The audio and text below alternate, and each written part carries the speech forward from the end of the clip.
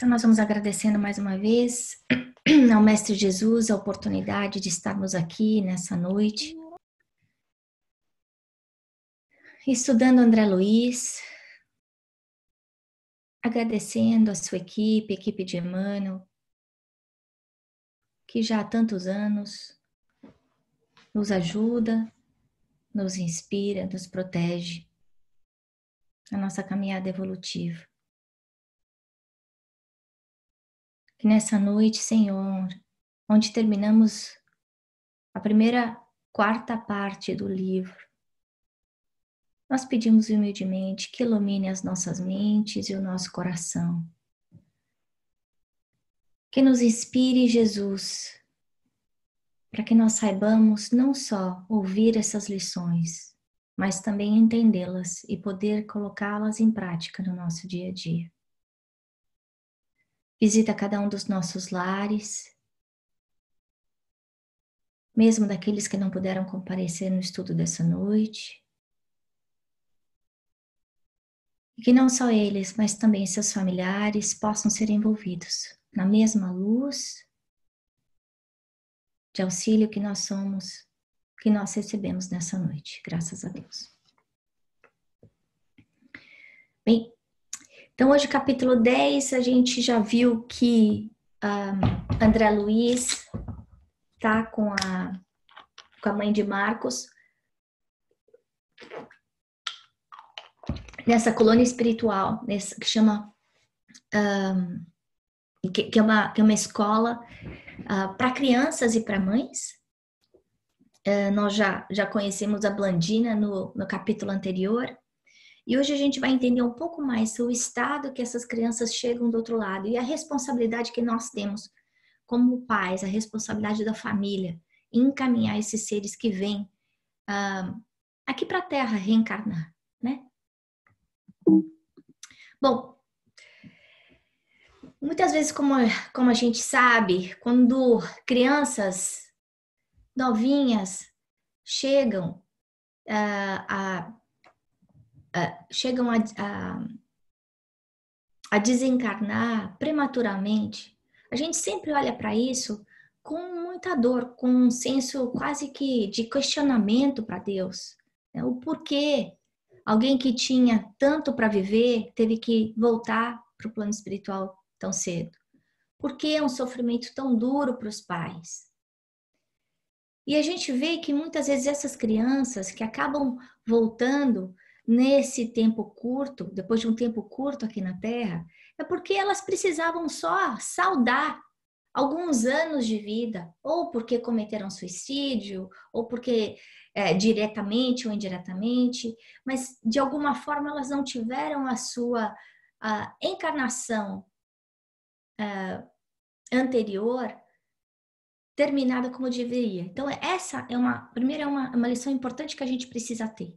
Que nós, com o nosso livre-arbítrio, com o cuidado ou não cuidado que nós temos com a nossa vida, com o nosso corpo, com a nossa mente, nós podemos limitar, diminuir o número de anos que nós estamos aqui na Terra. Então, nós vamos chegar no plano espiritual como suicidas indiretos, assim como André Luiz chegou. E aí o que acontece é que quando a gente chega lá, independente da nossa idade, se a gente está chegando como um devedor, o que acontece? Nós vamos sofrer do outro lado. Essas crianças, porque elas trazem essa bagagem complicada de outras vidas, né? Como a gente está vendo aí, no caso do Júlio, nós vamos ver nos próximos capítulos as escolhas que ele fez erradas, que aquele está tendo que quitar ao longo de encarnações seguidas. Eles chegam do outro lado com uma capacidade de entendimento muito limitada. Lembrando que a capacidade de entendimento que a gente chega do outro lado é sempre a capacidade de entendimento que a gente tem. Por isso que é importante nós estudarmos o máximo possível enquanto a gente está aqui na Terra. Sejam esses 20, 30, 50, 80, 100 anos. Porque todo esse conhecimento que a gente conseguir angariar, nós vamos levar para o outro lado. Essas crianças, por serem ainda espíritos imaturos do ponto de vista moral, elas chegam lá como crianças espirituais. Sim. Agora, como a gente vê a explicação de Blandina, se essas crianças tivessem um conhecimento moral e intelectual maior, mais desenvolvido, se elas fossem mais evoluídas do que elas são, elas teriam a capacidade de moldar o seu perispírito e aparecer na forma que elas quisessem.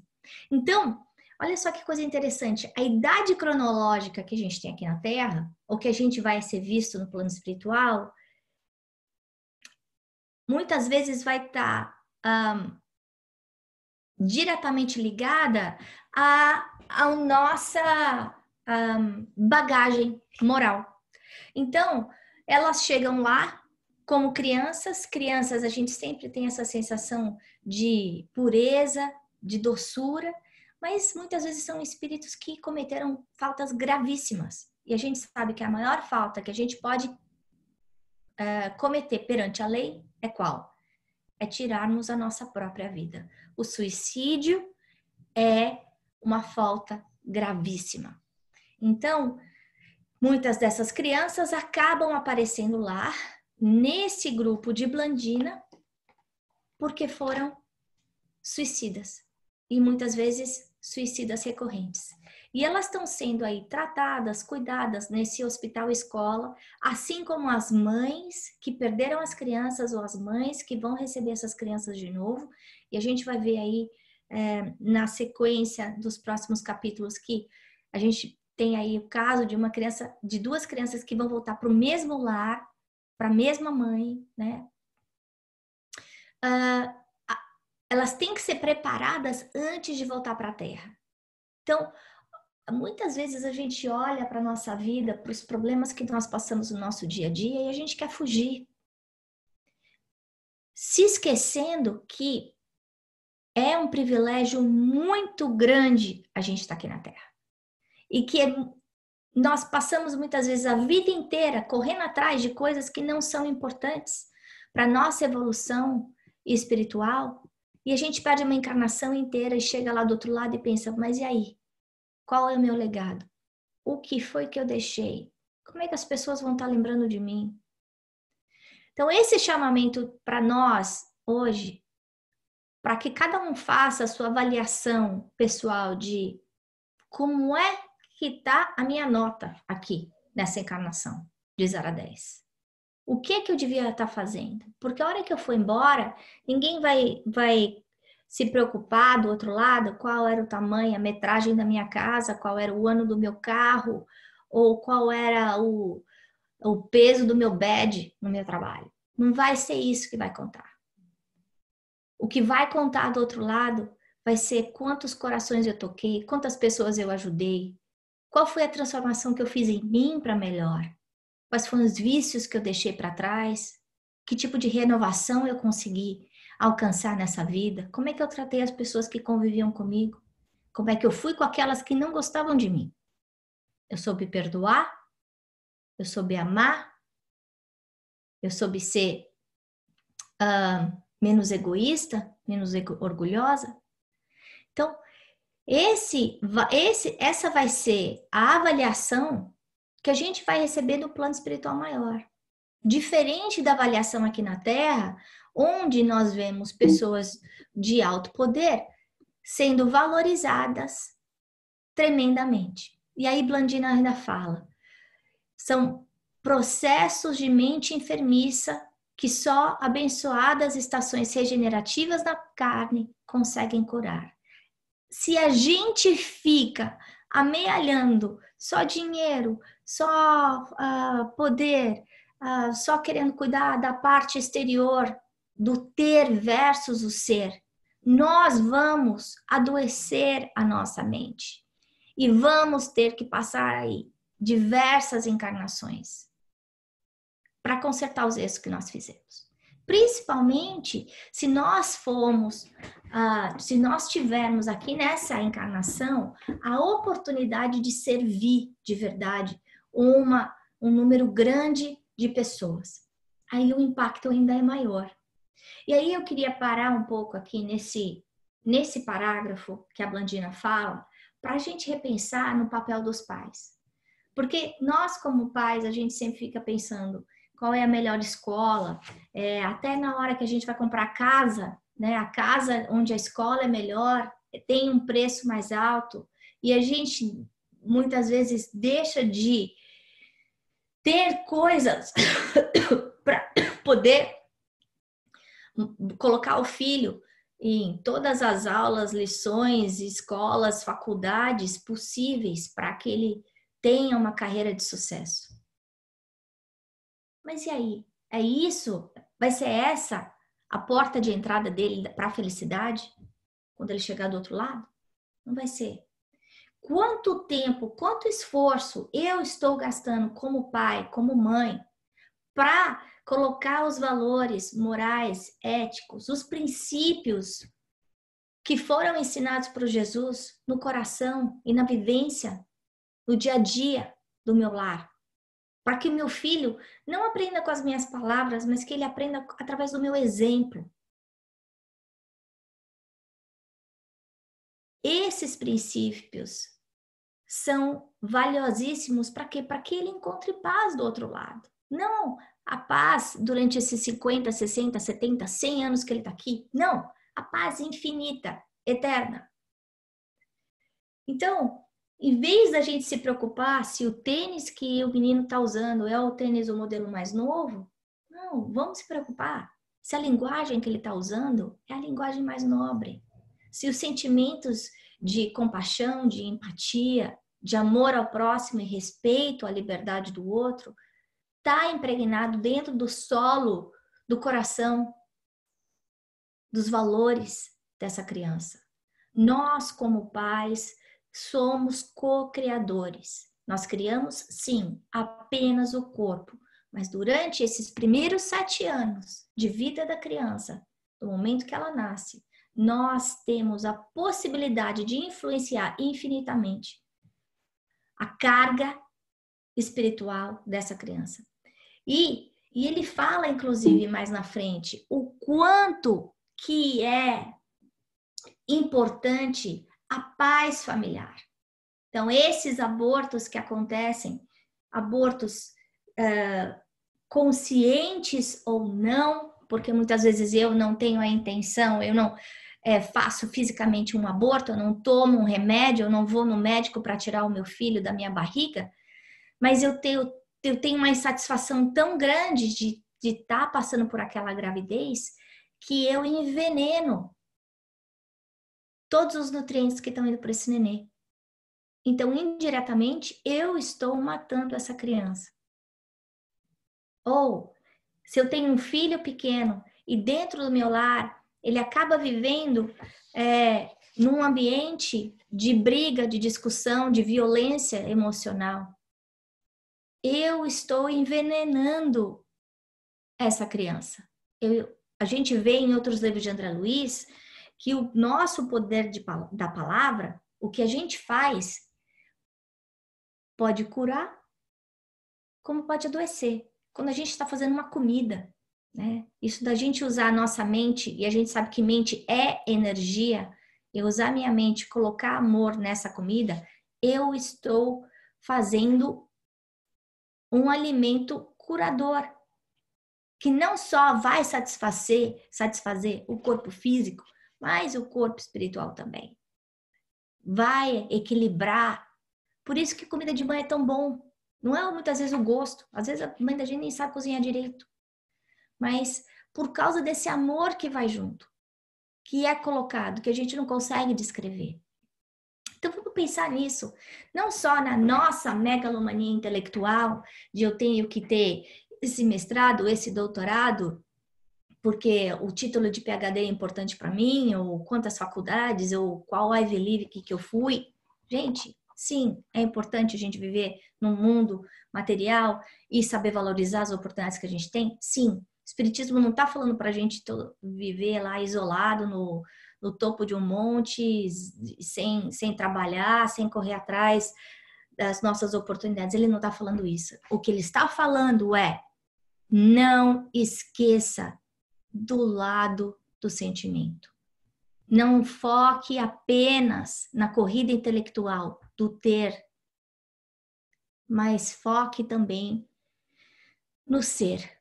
Procure dentro de si o propósito, o para que eu estou aqui. Quais são as pessoas que eu posso impactar com o conhecimento que eu tenho? Que diferença que eu posso fazer na minha vida?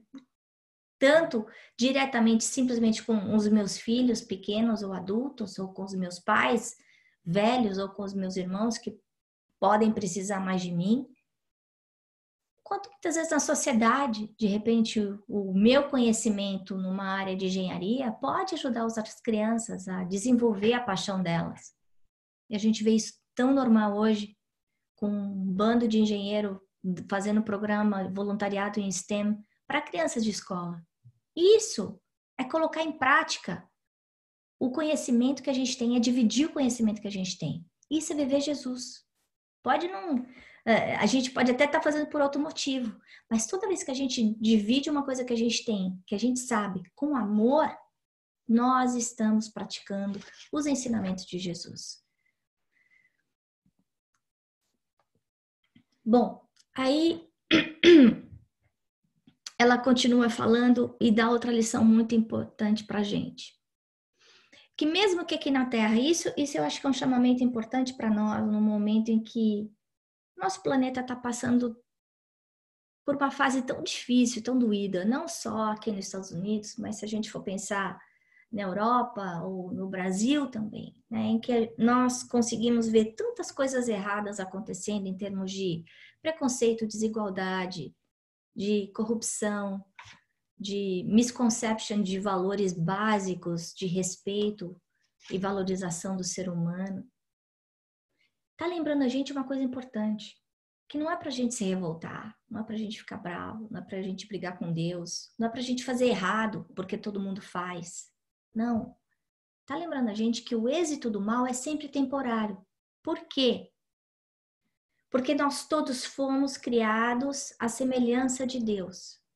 Nós todos temos dentro de nós centelha divina, todos os pré-requisitos necessários para que nós consigamos crescer e nos desenvolver e chegarmos à perfeição. A perfeição de duas asas, a perfeição moral e a perfeição intelectual.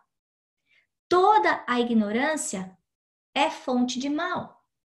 Então, aquelas pessoas que estão errando hoje, que estão na contramão, que estão sendo egoístas, ambiciosas, violentas, cruéis, elas ainda estão atreladas à ignorância moral, que não tem nada a ver com o lado intelectual. Podem ser pessoas absolutamente brilhantes.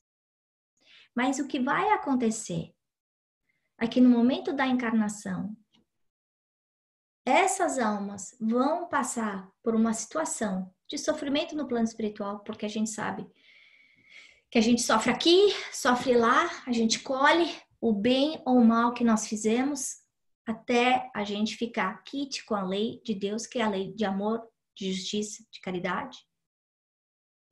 E eles vão ter que voltar a encarnar. E a Blandina e Clarice já tinha falado isso em outro capítulo, que a carne, o corpo físico, funciona como um carvão. E se a gente for pensar no papel do carvão filtrando água, é a mesma coisa. Então, suga as impurezas. Por essa amnésia temporária relativa que nós temos enquanto a gente está aqui no sono, nas férias aqui na carne, a gente consegue desenvolver através, muitas vezes, da dor, aqueles talentos, aquelas qualidades que a gente precisa para conseguir mudar, melhorar, ser uma pessoa melhor, né? Então, nós, enquanto cometermos erros, vamos continuar encarnando. Se a gente tem a impressão de que a nossa cruz está muito grande, a gente pode ter certeza que ela devia ser muito maior, porque Deus é tão bom que Ele muitas vezes divide em abençoadas prestações infinitas para a gente ajustar as nossas faltas com a lei. E é as dores que a gente tem, apesar de serem muitas vezes profundas, as frustrações, as decepções, porque a gente sabe que a felicidade não é deste mundo, elas são do tamanho que a gente consegue lidar. Essas dores são muitas vezes aquele puxão de orelha, aquele nudge que a gente precisa para prestar atenção em coisas que a gente não está prestando. Por quê? Porque quando a vida está um mar tranquilo e tal, a gente muitas vezes não lembra de Deus, não lembra de agradecer, não lembra de dar. A gente vive como criança que sabe receber muito bem, mas esquece de dividir. Então, lembrar que a dor é esse remédio amargo que a gente tem que tomar para a nossa purificação. Agora, todos nós somos como aquela semente. Uma semente tem dentro de si os componentes necessários para que vire uma árvore, desde que tenha o quê? Água, uma terra boa e luz. Isso serve para os nossos filhos, como essas sementinhas que estão vendo, têm toda a potencialidade de se tornar grandes árvores, mas precisam da nossa ajuda para se desenvolver. Da mesma forma, nós temos essa potencialidade também, mas precisamos cuidar da terra do nosso coração. Como assim? Cuidar da terra do nosso coração? Como é que a gente faz isso? Com estudo, com aulas como essa, lendo livros bons, escutando palestras, ajudando o próximo, fazendo voluntariado. E em nenhum momento eu estou falando indo a essa religião ou aquela religião. Não. É colocando em prática a caridade, a vivência do amor ao próximo. Isso é cuidar do nosso coração. É viver sem guardar mágoa do próximo. É saber amar mais os outros do que a gente é amado. Perdoar mais do que a gente é perdoado. São Francisco de Assis fez uma prece tão linda que lembra a gente, chama a nossa atenção do que é que a gente tem que fazer nessa vida. Para que a gente tenha aí dentro de nós esse terreno bom, para que esses ensinamentos que a gente recebe possam frutificar. E a partir do momento que a gente muda o nosso lado íntimo, a nossa mente, o nosso sentimento, a gente muda completamente o lado exterior, a nossa realidade, a forma como a gente vê as coisas. Muitas vezes os problemas continuam ali, mas a forma como a gente encara as nossas dificuldades faz com que a nossa dor, o impacto que elas têm na nossa vida seja bem diferente do que era antes.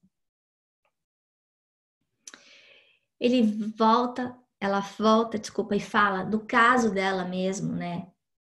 Ela, na última encarnação, eu até mandei no WhatsApp a história de Meimei, que é a Blandina, que é um espírito de alta envergadura que ditou alguns livros para o Chico enquanto ele estava vivo. E ela fala que na última encarnação ela não conseguiu ter filho. E André Luiz percebe que ela está falando do fundo do coração. Ela dizendo que, apesar dela ter sido uma mulher boa, uma esposa boa, ela não tinha um merecimento por coisas que ela tinha feito em vidas anteriores. Daí, a necessidade dela trabalhar com crianças. Olha só que coisa. Então, amando as crianças dos outros, ela vai merecer, ela vai consertar os erros que ela cometeu com os seus próprios filhos. Então, há o papel da mãe, o papel do pai, que muitas vezes a gente se perde aqui nesse mundo materialista em que as aparências são tão importantes. Lembrar da responsabilidade que nós temos de dirigir uma família, de tratar com respeito, com amor os nossos filhos. Lembrar que é uma proteção, um privilégio poder ter um filho nas nossas mãos. E tratar eles com esse devido respeito, né? Não só as mães, ela fala muito de mãe. Mas eu acho que o papel da mãe e do pai são extremamente ligados nisso tudo. Apesar da gente saber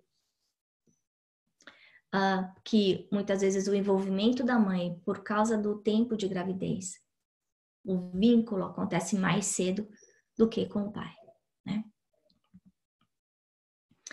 Eu resolvi listar alguns livros de André Luiz dessa coleção no mundo espiritual que falam sobre abortos, que é um assunto tão atual. A gente sabe que, inclusive aqui no Oregon, que o aborto é permitido e que muitas vezes eu escuto as pessoas falando, né, isso de eu poder escolher o que vai acontecer com o meu corpo. A gente esquecendo que para a criança, no momento já da concepção, já existe vida, né? Então, sim, eu quero proteger o meu corpo, mas o corpo da criança, ela não tem voz nisso. O trabalho que foi feito para essa vinda desse espírito encarnar aqui na Terra, a gente sabendo que a vida é o maior privilégio que nós temos, o maior presente, é a nossa oportunidade de redenção, de ajuste com a lei. Então, André Luiz fala muito de aborto, tanto em casos aqui, casos intencionais como não intencionais, mas também no plano espiritual e o impacto que isso que tem. E ele também fala de adoção, porque muitas vezes, por eu ter danificado a minha parte reprodutiva, os meus órgãos reprodutivos, seja eu homem ou mulher, eu posso, em vidas passadas, eu posso vir nessa vida com dificuldade de engravidar. E aí ele explica, né, a volta daqueles espíritos com quem a gente teve as nossas diferenças como filhos adotivos que de repente aparecem na nossa vida. Entendendo mais uma vez que o acaso não existe, né? Que essas crianças que vêm para a nossa mão, sejam da nossa barriga ou de outra barriga, elas têm um vínculo, um laço espiritual conosco. E nós temos uma responsabilidade de transformar essa criança, talvez um inimigo de passado, num amigo hoje, né? Bom, então, para encerrar, ele fala isso, que não adianta a gente fugir da nossa responsabilidade, não adianta a gente brigar com Deus, porque o tempo chega para todo mundo. E que cada um de nós tem que fazer o nosso dever de casa. Não adianta. A gente pode chorar, brigar, pode demorar. A gente pode escolher enrolar, empurrar com a barriga o quanto que a gente quiser. Mas a hora vai chegar. Então, nós temos o nosso livre-arbítrio de poder escolher se a gente quer quitar a nossa conta com a lei do amor hoje, ou se a gente vai querer esticar essa conta e deixar ela crescer com juros e correção monetária, para depois ter que acertar essa conta de amor. Então, para refletir, para encerrar o estudo dessa noite, eu coloquei 3 coisas. Primeiro é, para que eu estou aqui? E alguns de nós aqui desse grupo, a gente conversando essa semana, estavam avaliando isso, e eu também, né? Para quê? E talvez essa reflexão seja, não é uma reflexão de 5 minutos. Descobrir o nosso purpose é muito maior. E talvez demore muitos meses, mas esse exercício da gente investigar, essa investigação é fundamental para o nosso crescimento como indivíduo, como ser humano. Então, se a gente ainda não fez essa pergunta para nós mesmos, a gente tem que fazer. E tem que continuar fazendo até a gente saber. E tem que prestar atenção o que é que me faz bem, o que me deixa feliz, o que faz bem, o que é bom para mim, mas também é bom para os outros. Porque o bem que é bom só para mim é um bem egoísta. Esse não serve.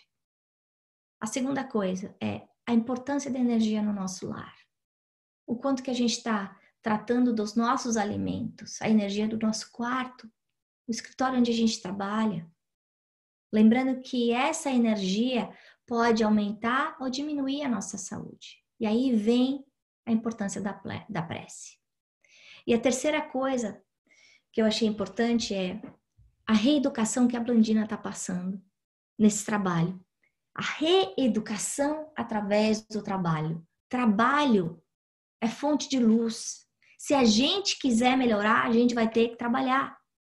E eu não estou querendo dizer trabalhar no escritório assalariado das 6 da manhã às 10 da noite, porque talvez se a gente fizer isso, a gente vai estar esquecendo outras coisas da nossa vida que são igualmente importantes.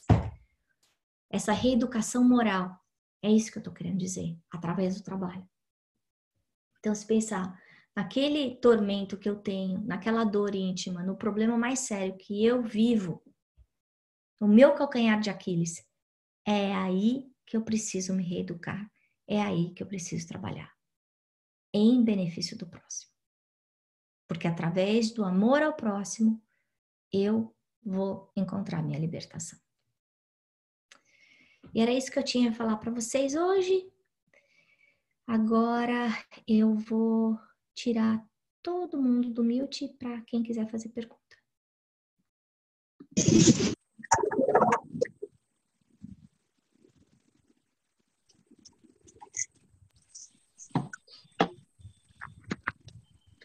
Alguma perguntinha? É um assunto tão pesado esse? É pesado e complexo, assim, né? Não sei se tem nenhuma pergunta, eu tô refletindo.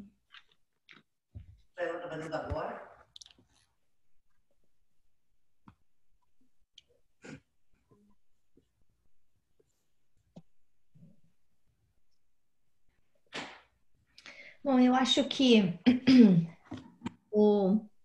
alguns chamamentos que a gente vê aí pra gente, a Blandina estando no lar da bênção há tão pouco tempo, há 3 anos só, trabalhando, de repente já está com a responsabilidade de cuidar de crianças, né? De dar.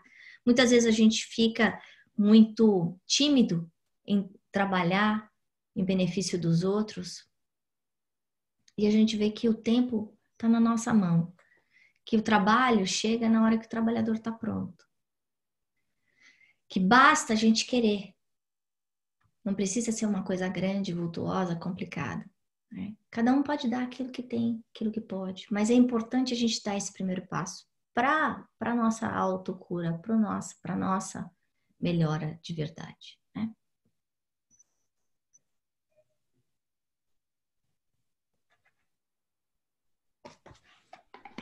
Mais algum comentário antes de eu encerrar?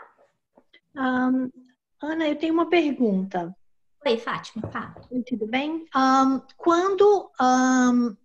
Porque você disse que o espírito, quando existe a concepção, já existe o espírito, não é isso?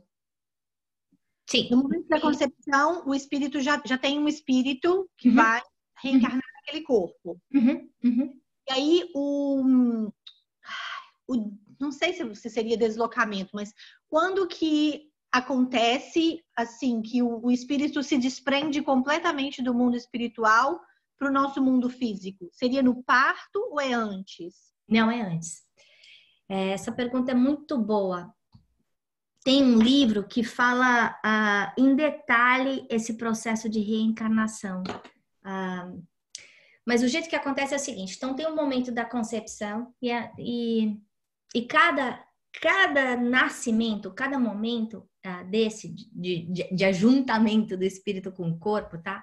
É diferente. Da mesma forma que não existem 2 mortes iguais, não existem 2 nascimentos iguais também. Mas tem um caso específico que chama o Segismundo. Eu não me lembro se foi no Missionários da Luz. Eu me esqueci. E eu tô sem meu telefone aqui para olhar, mas eles explicam o seguinte, que então existe a concepção. Então, primeiro, os engenheiros do plano espiritual e cada encarnação acontece de um jeito diferente. Então, não acho que porque essa do Segismundo foi assim, a de todo mundo vai ser. Esse era um espírito que trabalhou no plano espiritual, tinha um merecimento grande, tinha um resgate enorme com a família que ele estava vindo, então ele estava sendo realmente ajudado por engenheiros genéticos na escolha exata do espermatozoide que ia fecundar o óvulo.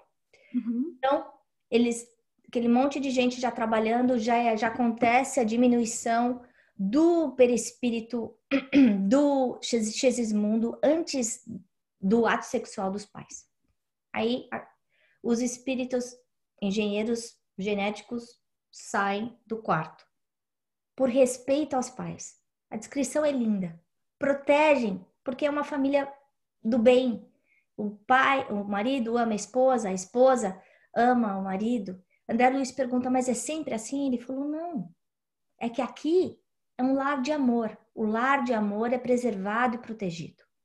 Mas se fosse um lar vulgar, onde não existe respeito, lealdade, fidelidade, não seria assim. Bom, o que acontece? Eles adormecem, o marido e a mulher, vão ao encontro dos espíritos que já estavam ali esperando, ela recebe o nenenzinho no braço. E aí começa a cirurgia espiritual para a escolha daquele espermatozoide que vai fecundar. E a descrição que ele faz é fenomenal, Fátima, porque ele dá gasolina pro espermatozoide que tem que ir mais rápido, mesmo sendo mais fraquinho. E aí ele fala daqueles milhões que tem. Então, até isso é outra coisa para a gente saber da sabedoria de Deus, do amor de Deus. Entender que esse filhinho que a gente tem, com dificuldades, seja especial ou não, que ele veio com todos os atributos que ele precisa para o seu crescimento. Obrigada, Karina. Então é Missionários da Luz mesmo, e o capítulo é a história de Segismundo, como eu estava falando. Eu acho que é o capítulo 6 ou 13. Mas esse é um capítulo super conhecido para quem dá aula sobre reencarnação, tem que saber esse capítulo. Bom, esse processo, nas próximas 48 horas, ele continua acontecendo. Então, a mãe, ela fica sendo cuidada por esses espíritos especializados para que a concepção realmente termine, tá bom? Então, no momento, como eu te falei, no momento que existe o contato do óvulo com o esperma, já existe vida. Mas o trabalho do plano espiritual não começou naquele instante, começou meses antes. Como a gente está vendo aí, como a gente vai ver nos próximos capítulos, no Lar da Bênção. Para a reencarnação do Júlio e do Marcos, vai passar água embaixo da ponte. Então, a gente simplesmente chegar e tratar, apequenar essa oportunidade, nós estamos desrespeitando a lei de Deus, que é a lei de reprodução. Tá bom? Ok, obrigada. Obrigada, Karina. Capítulo 13, a Karina falou. Obrigada, Karina. Eita, mulher. De nada. Que bom que eu consegui ouvir você aqui. É engraçado, porque você me conhece tanto e você faz todas as coisas que eu preciso escutar, você fala, né? Parece que é bem específico. Mas eu acho sempre legal como conecta os estudos, esse estudo que você deu hoje com o estudo que eu dei para as crianças na evangelização no domingo e com o SSS. Uma coisa que eu conectei com a parte que você falou sobre o ajudar, tanto ela que está no mundo espiritual, até o exemplo que você deu dos engenheiros ajudando crianças. Uma das coisas que eu vi com as crianças é que como ajudar é bom para o nosso corpo, quando você está ajudando alguém, o que acontece no nosso cérebro. É uma das táticas que a gente pode se utilizar.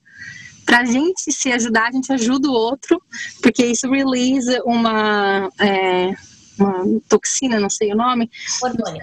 Que faz isso, um hormônio, que faz a gente se sentir melhor. Então, eu acho interessante como que isso é conectado também com o nosso lado espiritual, porque até no mundo espiritual, quando a gente não tem o cérebro em si, mas a gente tem esse mesmo, como que eu posso dizer, sistema, né? Quando a gente está ajudando, a gente se ajuda. É isso aí. Obrigada, Karina. Obrigada a você. Bom, pessoal, muito obrigada pelo estudo de hoje. Karina, você não quer aproveitar e fazer a prece final pra gente? Por favor. Posso fazer? Fechar os nossos olhos e conectar com o mundo espiritual, com os benfeitores que acompanham esse grupo online, com os benfeitores que nos acompanham no nosso dia a dia, os nossos mentores, aqueles que frequentam a nossa casa. E assim nós agradecemos o trabalho de hoje, o estudo que se deu antes, durante e as reflexões que vão vir depois. Nós agradecemos a encarnação de Chico Xavier e a todos os espíritos conectados com ele, como André Luiz e Nenê, através dos quais a gente pode aprender tanto e pode aprender tanto. E sendo assim, a gente continua nessa vibração, pedindo a continuidade da proteção desses espíritos, do acompanhamento durante a nossa semana, que essa energia possa ser levada para dentro da nossa casa, dentro do nosso office, e que continuemos a vibrar na vibração do amor, da caridade que nós todos precisamos, tanto para ajudar, tanto para receber, quanto para dar. Fique conosco, Jesus e todos os bons espíritos, assim seja. Amém. Assim seja, graças a Deus.